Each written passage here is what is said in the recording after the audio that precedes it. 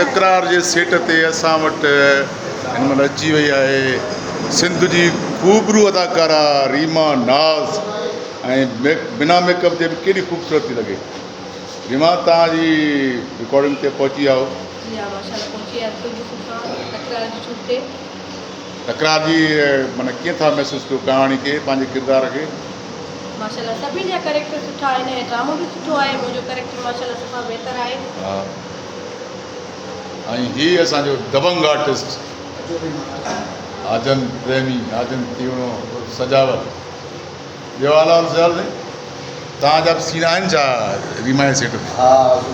रीमा जे set ते न असांजा गुलतार साहब सीन आहिनि ऐं मुंहिंजो पंहिंजा ॿ सेट रहियल आहिनि। हा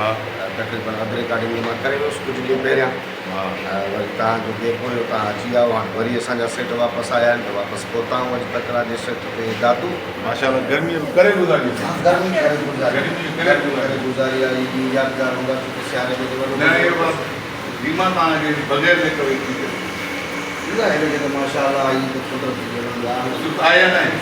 मूंखे चई सभु मेकअप ई कोन थियल हुजे तूं मेकअप खां अलावा बि कुझु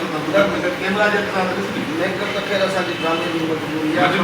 नेचुरल जेको रब साईं ठाहियो आहे सो त वरी कमाल आहे। हिन जे करे माना स्किन ऑइली थी वेंदी आहे मेकअप करणु कुझु नियत जा बि दारो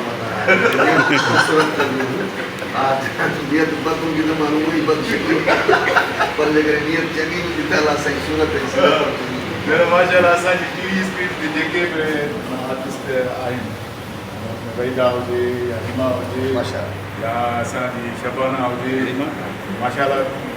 स्क्रीन वाइज़ पर असां मर्दनि में सभु तोखे बेसुरादा लॻो मुंहिंजो आहे हा कुझु त मिली असांखे मुंहिंजो आहे ईअं आहे असांजो मुंहिंजो आवाज़ ॿुधा असां त आहियूं विलन माना कुझु विलन जो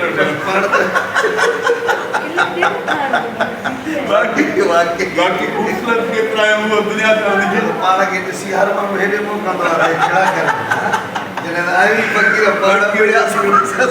अच्छा हिकिड़ो ॿुधायां न कॾहिं त मिलंदासीं ड्रामो कंदासीं ज़ाहिर सिंधी कीअं असां आपो मेन करेक्टर हुओ वॾे करेक्टर हुयो त ईअं आउटडोर ते ईअं बंदि ते वियासीं रिकॉर्डिंग ते हुते को माना VIP आहे अचिणो हो पुलिस प्रोटोकॉल वारा माण्हू अच्छा DSP रैंक जो माण्हू हुयो असांजो ईअं थी वियो असां हाणे खिल कचहरी में लॻा पिया आहियूं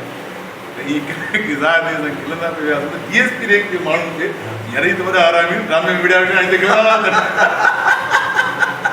हिते असांखे जे बेवकूफ़ था बणाइनि हिते त असांजा जहिड़ा ॾिसनि था त बंदूक कुआड़ियूं पंहिंजो उहो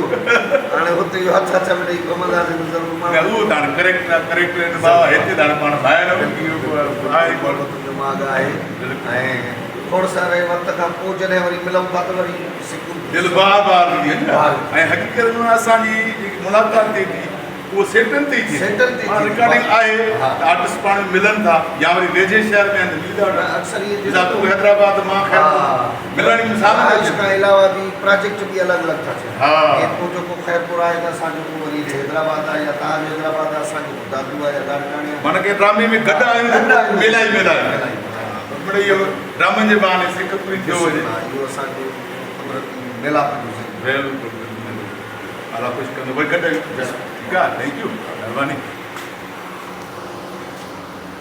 हे जंगजू असांजो बाक़ाइदा हथियार खयों बीठो आहे कंहिं ते चढ़ाई आहे हेॾो ताईं हे असांजो इमरान मल्हा हे ॿ जंगजू नवां मिलिया आहिनि पर VIP मिलिया आहिनि ज़बरदस्त ज़बरदस्त माशाल्लाह माशाल्लाह।